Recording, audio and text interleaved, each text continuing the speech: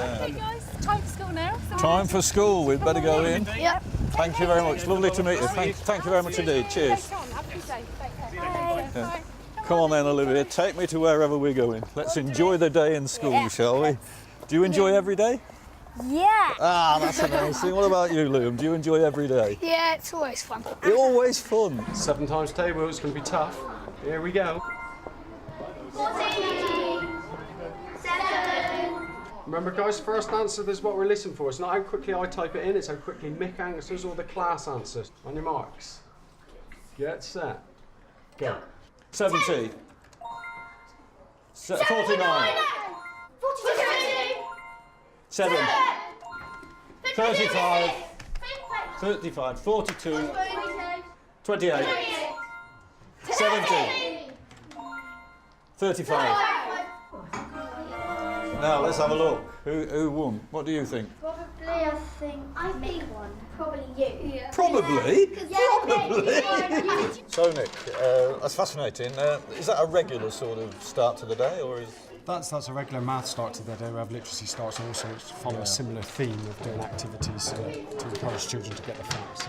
So the children engage in what do you call that? Speed maths? We'll call it rapid recall. Some were rapidly recalling, much more rapidly than others were rapidly recalling. Yes. So what do you do about that? Do you keep observing, or as a teacher do you? I try wherever I can, to give children targets. So I look for that and say, you struggled with that one here. That's your target. I'll come back to you later on during the day and try to give them strategies where we keep coming back to it. And one of the things I will say is that when children see other children doing it, it helps them because it's giving them the answer straight away. So they might be a second or a few behind, but the information's still there. Well, that was a delight, wasn't it? The enthusiasm for number was there in the faces of the children. We could all see it. And of course, as you looked around the class, you saw children who could easily manage those number bonds and children who were just being carried along by the rest. If we were chanting tables in Victorian times, it would be just the same. Some who got it and some who didn't. It's the endless challenge. How do we get children to be easy with number, happy with number, and just exploring number in all sorts of contexts? So where are we going now? Well, we're going to go down to the Key Stage 1, where we're going to see Mrs. Webster's class, which is Foundation. So it's just in here. Just in here. We've put them down in 2. So we've got 2. Everyone. 4, 6, 8, 10. And I'm going to ask you to close your eyes, and Wilf is going to take away some of the bananas. No cheating, Beth. I can see some eyes looking. How many has Wilf taken away? Very good. People with their hands up and not calling out. Well done, everybody. Okay, where do you think that one comes from? No. Have a look at the pattern. Good boy, well done. And what about that one?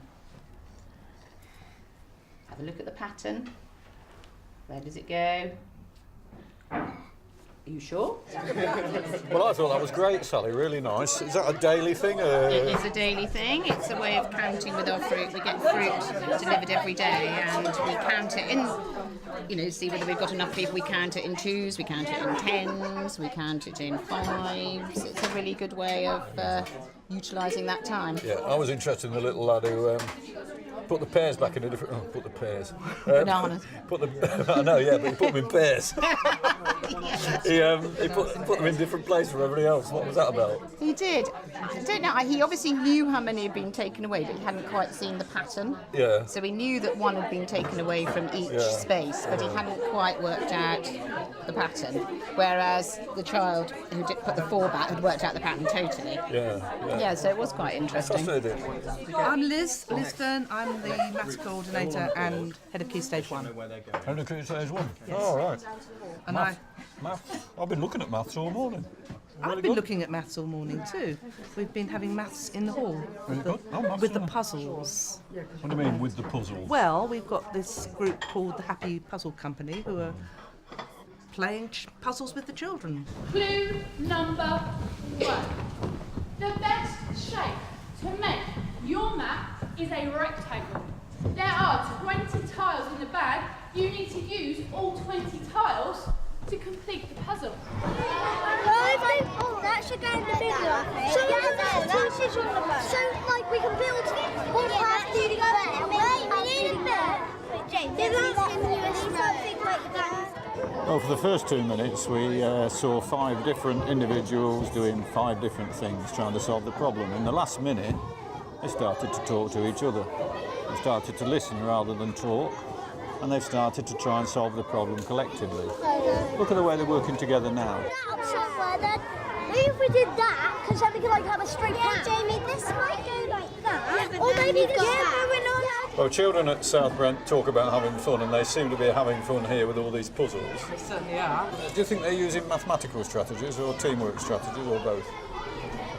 I think they're mainly using mathematical strategies, actually, and the teamwork is what they're trying to build. If they use the teamwork, then the mathematical strategies are working better.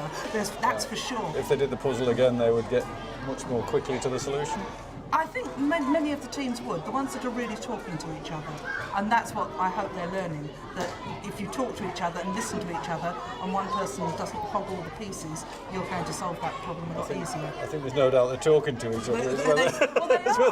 But they're all on task, they're talking about the puzzles, Absolutely. they're not talking about anything else. They're absolutely engaged with the activities, aren't they? They are.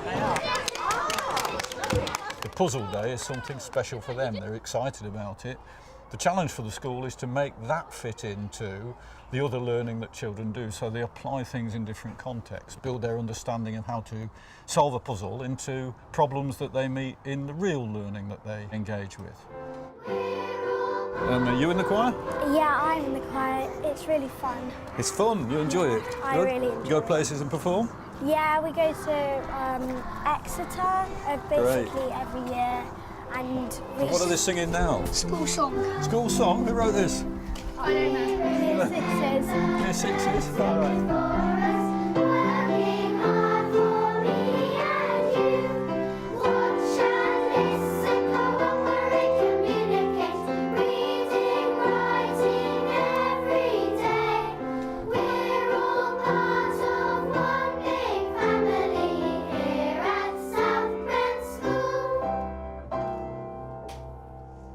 And do you feel part of a big family? Yeah. What's the best thing about South Brent School?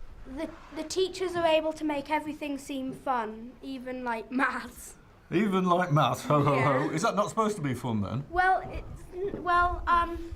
Sometimes it doesn't seem fun, but I like the way that the teachers teach the maths and that sort of thing. Is this really important, this having fun all the time? We've got to have fun all the time? Yeah. Really? All the time? Yeah. What if you're good at fun? Do you get more fun? If you're good at fun, you're not allowed to do any more fun until everybody's having the same amount of fun, is that right? We're going to go to the Woodland Den. The Woodland Den? Yeah. And why do you think I should go and look at that? Well, I like it there because, I go there every week, and it's not that everybody gets to go there. What is the Woodland Den? The Woodland Den it helps children who have problems like learning, so they distract people in lessons, so they're making other people not being able to learn as well as they should be. And you go there, do you? Yeah, it helps, because I find it hard to sit on the floor. You find it hard to sit on the floor? Yeah, I used to get up and walk around. Liam has brought me across with Olivia to see the Woodland Den, and I'm fascinated to know more about it. He's told me that it's a place where people who sometimes have trouble with themselves in the classroom, get distracted, are allowed to come and spend a little bit of time. So I want to know more about it. What's so special about the Woodland Den? I'd say the Dreaming Den, because it's really cool in there, because whatever emotion you've got, you can just go in there. If you're angry, you can go in there and chill out. Sad, you can just stay in there by yourself and have a friend in. So it's a bit like a special family. When you come here, you know that people will listen and will care for you, even if they haven't got the same feelings as you. Yeah. This is the Dreaming Den. If you're in any mood, you can go in there and chill out. Happy, sad, lonely, or anything. And we've got special curtains to make it, just to decorate it and to make it more interesting. Okay, let's go. Shall we go on a walk? Yeah. Come on then. I can't wait. for us, what we found out is that all children have emotional needs which need attending to. So it doesn't actually matter if you're in an inner city area or in a rural environment. The stresses of life are very similar. I think how I got into here was because 2 years ago, different person totally. You were? I was totally a different person. What sort of person were you then 2 years ago? A naughty, irresponsible, stupid person. And now? And now I think I'm quite mature for my age. So, Levi, how is it that you came to be in the woodland Devon? Well, I used to have loads of fallouts and things with all my friends, and me and my friends are getting less falling out, and we're like more older and more mature, and we just can't wait to share ideas with each other, and we can't wait until like the next day for school to hang out. Yeah. Well, the woodland den was fascinating. I chatted with some youngsters in there who show maturity, understanding, an awareness of their own position, an awareness of their own behaviour, their own development. And I'm sure much of that comes from the way in which the teacher, Mrs. Bishop, has worked with those youngsters over time, trying to help them reflect on the way in which their behaviour affects others and affects themselves. You shall be my partner. The work is about the emotional well-being of all the children in the school. So we're looking to promote the well-being of the most emotionally literate children as well as the children who give us cause for concern. So for instance, with the emotionally literate ones, we will do things like training the year 6 to become peer mediators, to run playtime sessions outside at lunchtime. What I think would be a good solution is that, Juliet, you stop bringing this one in because it's causing fights, and you really don't want it to break up your friendship with these two, do you?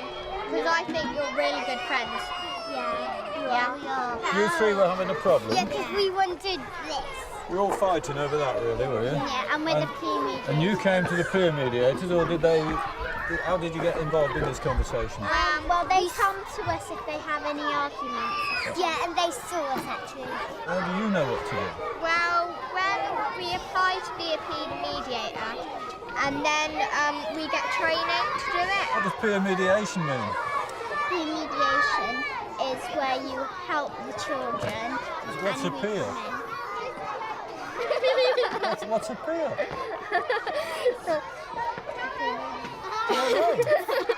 Well, I had a lovely day in the school, and children have told me a lot about it, and it's so positive. What words would you want to sum up your school? 3 things I'm really trying to do. One is to fire their imagination completely and utterly, to sort of drown them really in creativity in terms of, you know, how to do things, how to do it differently, and how to be a doing kind of learner. But I guess most of all, I'm trying to develop a kind of culture and a curriculum that develops their curiosity. I want them to be curious learners. I want them to have a rage to come to school. I want them to race up the path, feel like there's a purpose to coming, and not be restricted by what it is they could be curious about. At South Brent, we've seen some images of a day in the life of a school. It's a school where children work hard. They understand what giving and effort means. We've seen children who are cared for and understand how to care about themselves and to care about each other. It's been a delight to be here, a delight for me, and I'm sure a delight for every child who spends a day in South Brent School.